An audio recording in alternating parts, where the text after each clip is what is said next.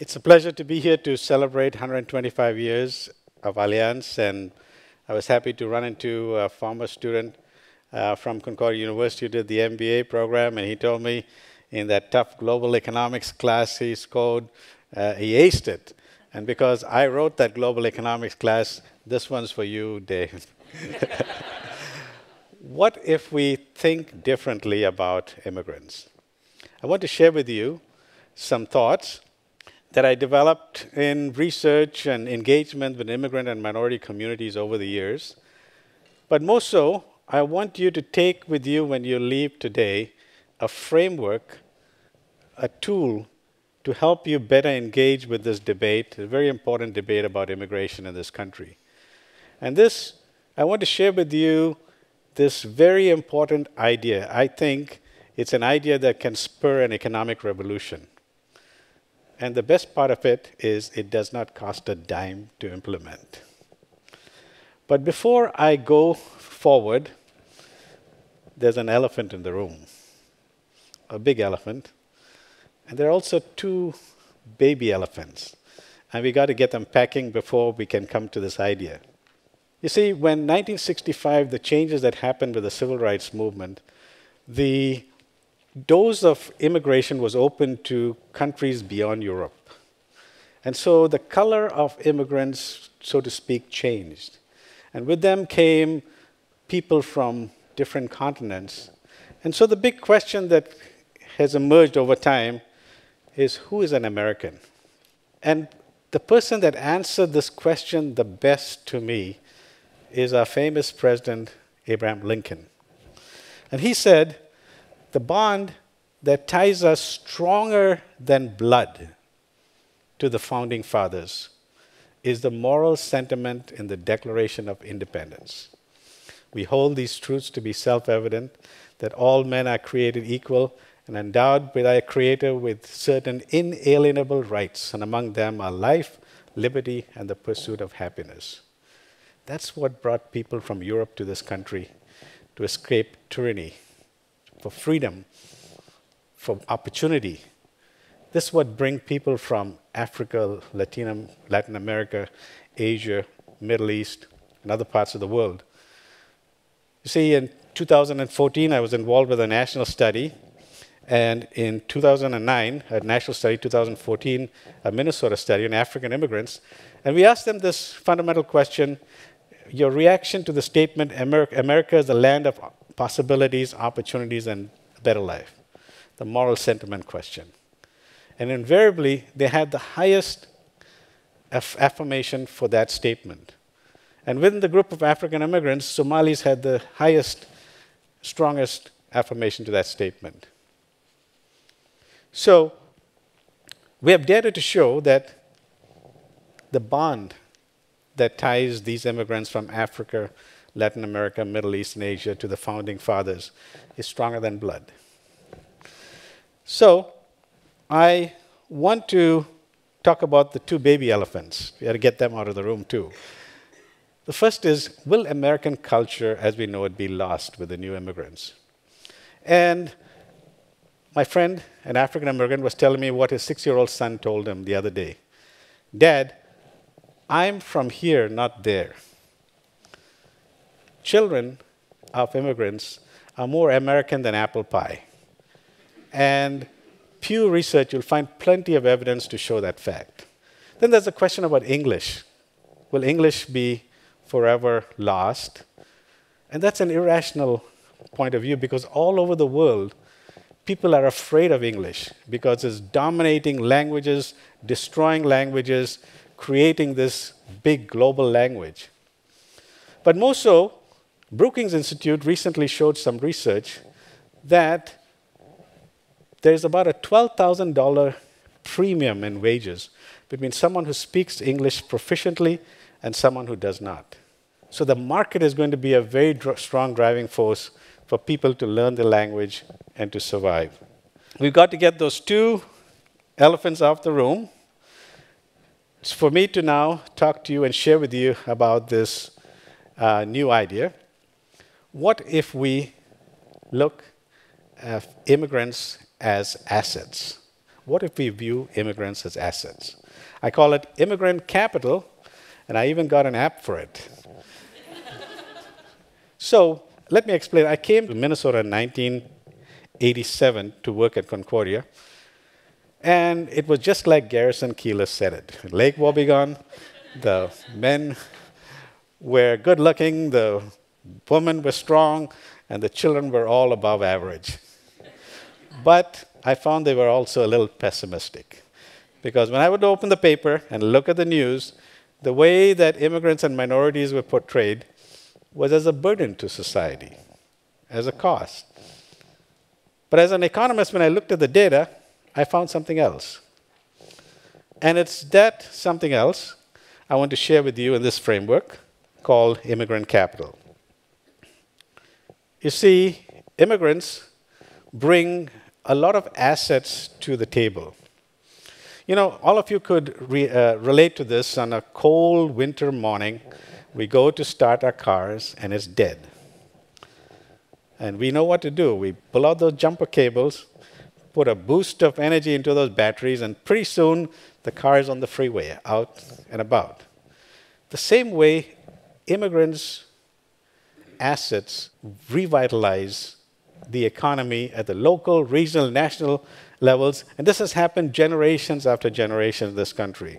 And so I've documented quite a comprehensive list of assets of what immigrants bring to the table as consumers, as workers, as entrepreneurs, as future workers, as cultural assets, as taxpayers, and as engaging in the civic life of the state. So let me talk about a few of them in brief. Immigrants as consumers.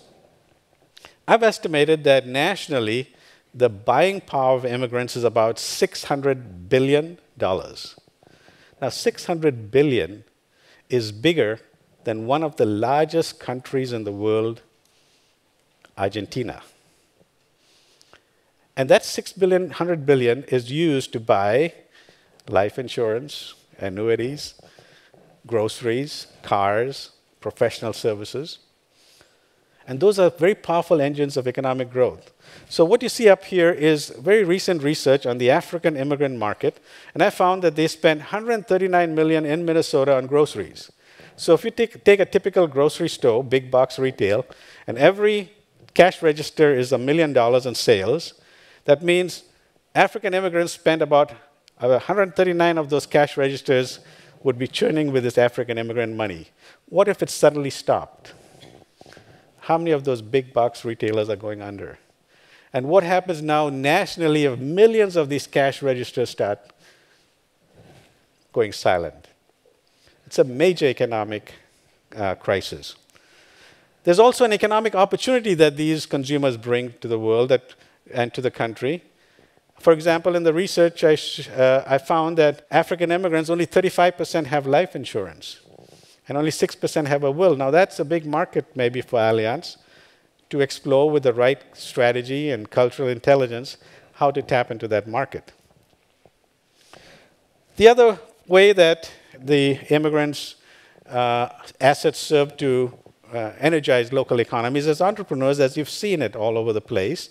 There was a study by the Fiscal Policy Institute that showed across 50 metros in the main streets of USA how these immigrant firms have revitalized those local economies. And this also happens in the high-tech area, in the modern internet economy, right from email to hardware and software. You will see the footprint of an immigrant working to make this country a better one. Immigrant workers, too, both at the high skill and at the low skill level, are playing a major role, whether you go to the grocery store or a restaurant or a hotel or get your roof done or get heart surgery, you're going to be engaging with a very skilled immigrant worker that has come into this country. The other dimension of these workers is that they pay taxes, and I estimate about $200 billion of taxes. Now, $200 billion could fully fund about 5 federal agencies, including the Department of Education. And this is happening at the national level, at the local level, and so they are serving as an important resource there. I also want to talk briefly about immigrants as cultural assets. And you know, as a global company, and companies in the metro area are discovering that to keep talent, diverse talent, is getting increasingly tough. Because they want more, they can deal with the snow, but they want more than that.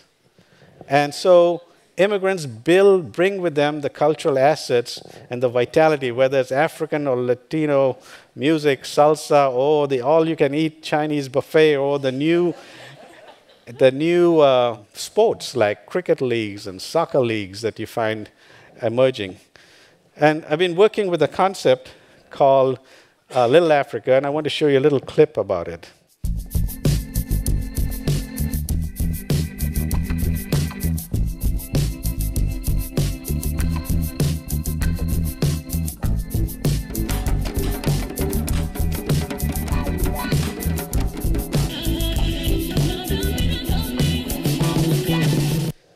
That's a little sample of what happened in a sleepy little part of St. Paul where we hosted the Little Africa Fest. We brought people from 15 cities and 32 zip codes, and we brought a lot of new businesses, new customers to those businesses too. But we're creating this concept called Little Africa, and you see other concepts like Little Mekong that's providing this global infrastructure, this cultural infrastructure for people to find a sense of place, for people to find a place where they could enjoy a global experience. So these are the different assets that immigrants bring to the table.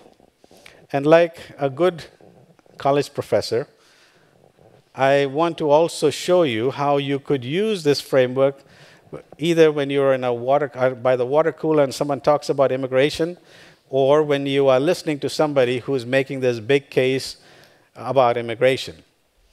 You see, one day I got a call from a reporter. This was about 10 years ago. And the governor at that time had issued a report on the millions of dollars that undocumented workers cost Minnesota taxpayers. So the reporter asked me, what do you think about this report?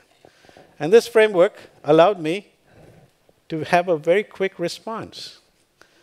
I said, did those experts who write the report looked at all the different benefits that immigrants bring to the state as workers, as consumers, as entrepreneurs? And have you looked at the cost and the benefit and then come up with the net cost or the net benefit? Until today, I haven't got an answer. So it's a very powerful framework that you could use in your everyday life, and I hope you could take that. There's also a closing thought that I would like to make, and that was when you look at this population of immigrants, Kenyans are a very small fraction of the total number of immigrants in the country. And the son of a Kenyan student who came to this country is the President of the United States. Why are we still debating about the benefits and costs of immigration when we can see it in front of our eyes, the benefits, the great opportunities that it offers?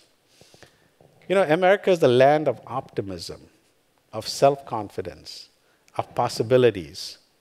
We need to hold our head high, and we need to walk, because we can be a leader, a beacon to the world, because in this country we do things differently. This openness is what has made us great. And immigrants with their assets will help us move to this next 125 years that we talk about, even in this country, to be a global superpower and continue to be so. What if we looked at immigrants as assets? Thank you.